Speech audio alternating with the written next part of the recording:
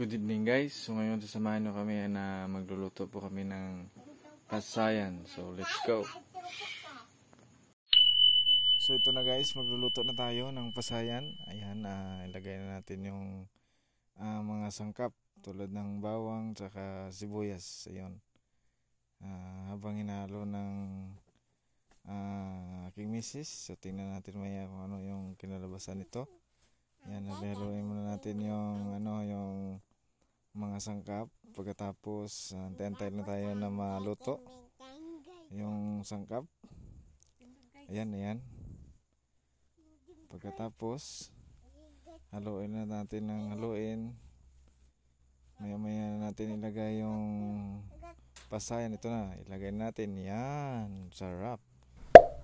Paglagay pa lang mukhang nagugutom na ako. Yan, so halo-haloin na natin muna. Tayo nating maluto. Huwag nating hayaang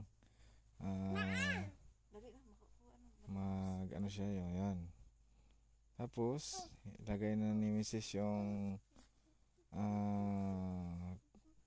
magiging magiging sabaw. Ito yung Mountain Dew yung ilagay natin. Hirap pa magbukas ng Mountain Dew. Wala kami kasing yung pangbukas, kaya kutsilyo lang. Yan, nabukas na. Tapos lagyan natin ng magic sarap. Yan. Tapos lagyan din natin ng asin. Siyempre importante yun para mas lalong sasarap yung niluluto nating pasayan. Lagyan lang natin. Yan. Toto mana mama, toto kana mama, lugay na bina. Yan, haluin na natin. Tapos lagyan na natin yung sparkle. Yan, maghantay lang tayo ng ilang minuto. Kuita. Yan. Meow. Yan. Meow. Kumukulo na siya, tikman natin. Wow, sarap. Tingnan nyo. Tingnan nyo. Namumula na siya. Tikman natin ulit. Sarap. Sarap.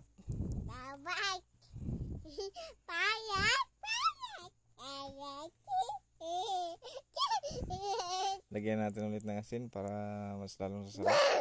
Kasi kulang siya sa asin.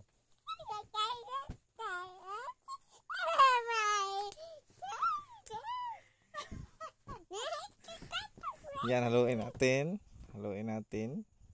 Kasi para mas lalong lalabas yung sarap. Yan, maghintay lang tayo ulit ng ilang minuto. Yan, tikman natin ulit.